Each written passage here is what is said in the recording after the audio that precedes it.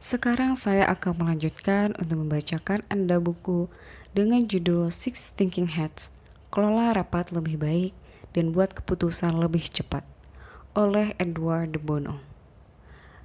Bab 21.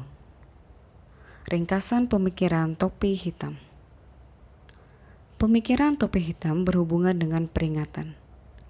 Di beberapa tahapan, kita perlu mempertimbangkan risiko, bahaya, rintangan, masalah potensial, dan kekurangan dari suatu usulan. Akan menjadi sangat bodoh bila menindaklanjuti usulan apapun, kecuali pertimbangan mendalam terhadap aspek peringatan telah dilakukan. Topi hitam berarti bersikap hati-hati. Topi hitam berusaha menghindari bahaya dan kesulitan. Topi hitam menunjukkan hal-hal yang butuh perhatian karena hal-hal itu bisa saja lemah atau berbahaya. Topi hitam menarik kita pada hal-hal yang membutuhkan perhatian kita. Topi hitam bisa digunakan sebagai bagian dari penilaian. Haruskah kita meneruskan usulan ini? Topi hitam digunakan dalam proses perancangan. Kelemahan-kelemahan apa saja yang perlu kita atasi? Topi hitam berusaha memaparkan risiko dan masalah potensial di masa depan. Apa yang mungkin berjalan salah jika kita menerapkan usulan ini? Topi hitam adalah tentang kesesuaian. Apakah usulan ini sesuai dengan pengalaman kita di masa lalu? Apakah usulan ini sesuai dengan kebijakan dan strategi kita? Apakah usulan ini sesuai dengan etika dan nilai-nilai kita? Apakah usulan ini sesuai dengan sumber daya kita? Apakah usulan ini sesuai dengan fakta-fakta yang diketahui dan pengalaman orang lain? Dengan memakai topi hitam, kita langsung berfokus pada aspek peringatan. Itulah dasar kelangsungan hidup, kesuksesan, dan peradaban. Pemikiran topi hitam bisa menunjukkan kesalahan-kesalahan prosedural dalam pemikiran itu sendiri. Tetapi pemikiran topi hitam bukanlah argumentasi dan tidak boleh dibiarkan berubah menjadi argumentasi. Tujuan pemikiran topi hitam adalah menempatkan hal-hal peringatan pada peta. Pemikiran topi hitam bisa disalahgunakan dan dipakai terlalu sering jika hanya merupakan cara berpikir.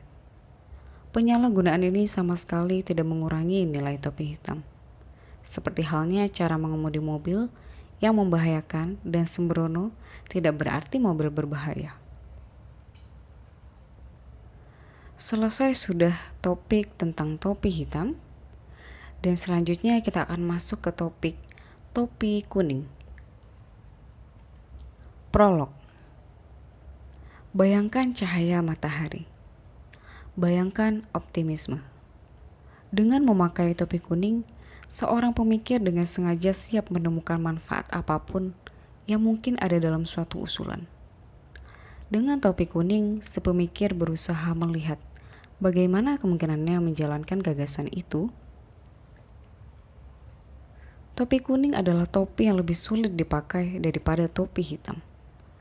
Ada mekanisme alamiah dalam otak yang membantu kita untuk menghindari bahaya. Tidak ada mekanisme alamiah seperti itu untuk topi kuning.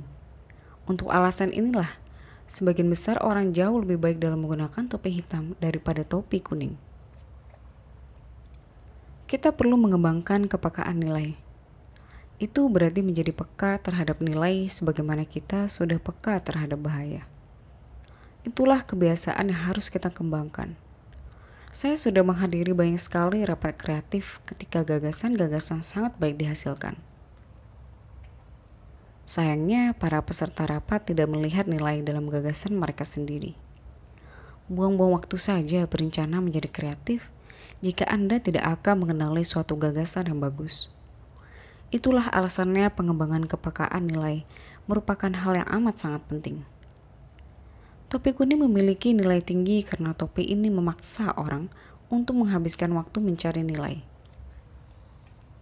Kadang ada kejutan-kejutan besar saat memakai topi kuning.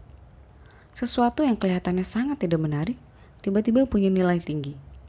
Bahkan gagasan-gagasan yang paling tidak menarik bisa didapati memiliki sedikit nilai kalau kita cukup tekun mencarinya. Topik kuning harus didasarkan secara logika. Harus ada beberapa alasan untuk nilai yang disampaikan. Topik kuning adalah topik penilaian dan bukan didasarkan pada khayalan. Apa-apa saja nilainya? Untuk siapa? Dalam situasi seperti apa? Bagaimana nilai-nilai itu disampaikan? Nilai-nilai lain apa saja yang ada? Sampai di sini prolog topik kuning, dan selesai sudah saya bacakan bab 21. Terima kasih sudah mendengarkan, sampai jumpa di bab selanjutnya.